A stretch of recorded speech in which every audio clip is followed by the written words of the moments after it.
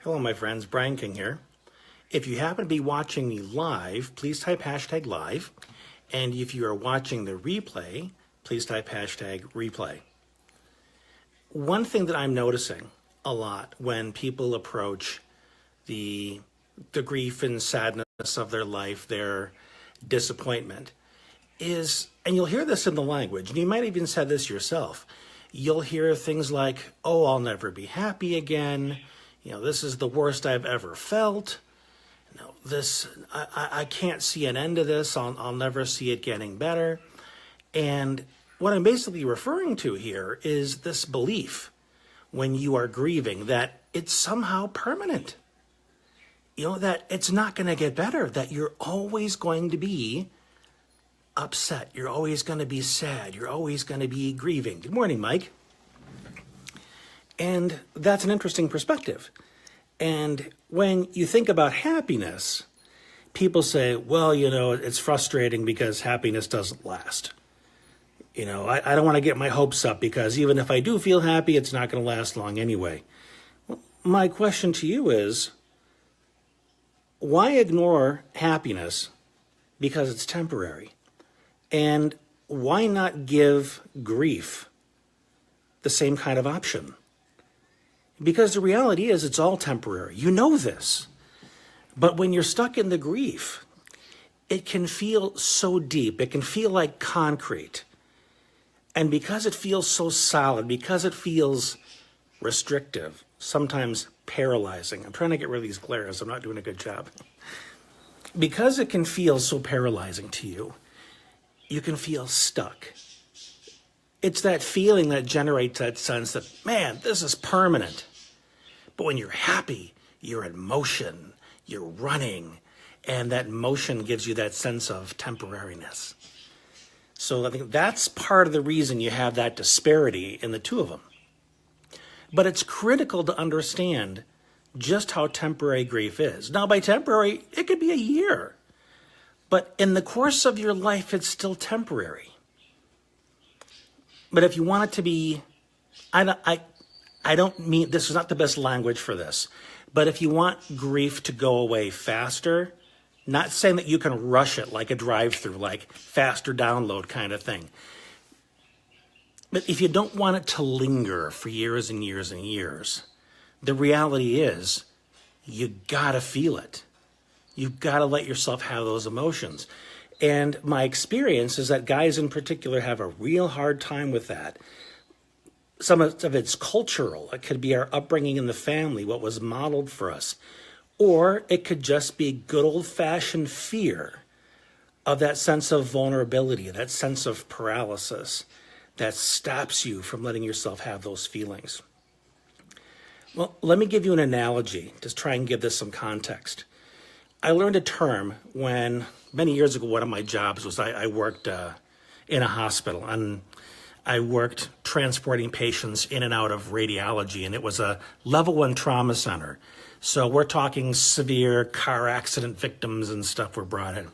And the term I used was something called debridement, which is a way of saying getting the debris out. Sometimes when you dumped your motorcycle and you weren't wearing leather, you got a lot of tar and junk in a wound, and they had to go and clean that out.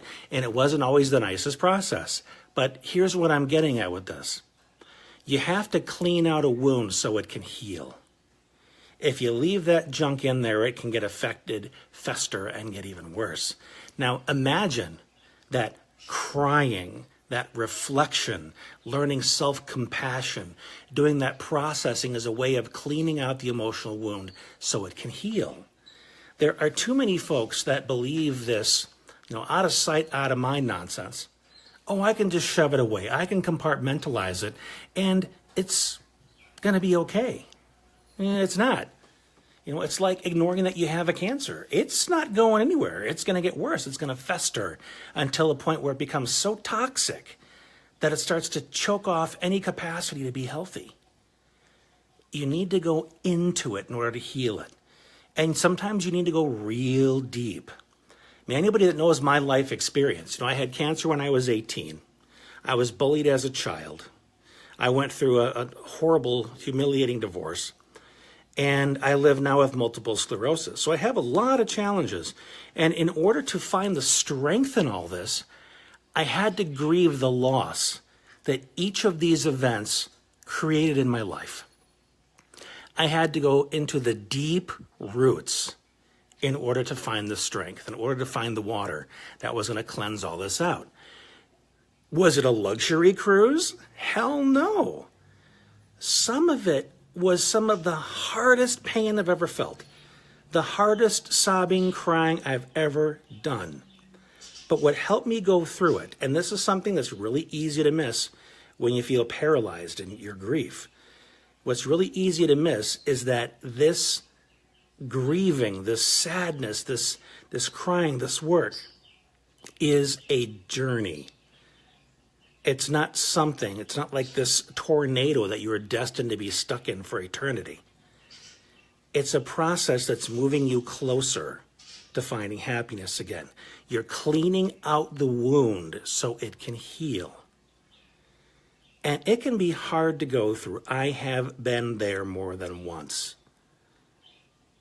But what really makes a difference is having people there to support you as you go through it, not people who tell you to get over it, that you're making too much of it, that you need to move on already. These people aren't going to help you. It's the people who support you and remind you that this is a journey. It is temporary. You will get through it. You just need to heal. And you need to do more than just allow time to heal. You need to do some work. You need to get some support. You need to get some new thoughts in your head. There's a lot involved in this. It's not a simple process, but it's a very human one that you will repeat time and time again, because life brings us many joys, but it also brings many losses when those joys end. So get yourself the support you need. Have enough love and compassion for yourself to allow yourself to have these feelings so that you can heal and become stronger as a result. If there's anybody you know that can benefit from this message, please share it. And if this is something I can help you with, please send me a message and we'll talk about how to make that happen. In the meantime, this has been Brian, and remember, life is good.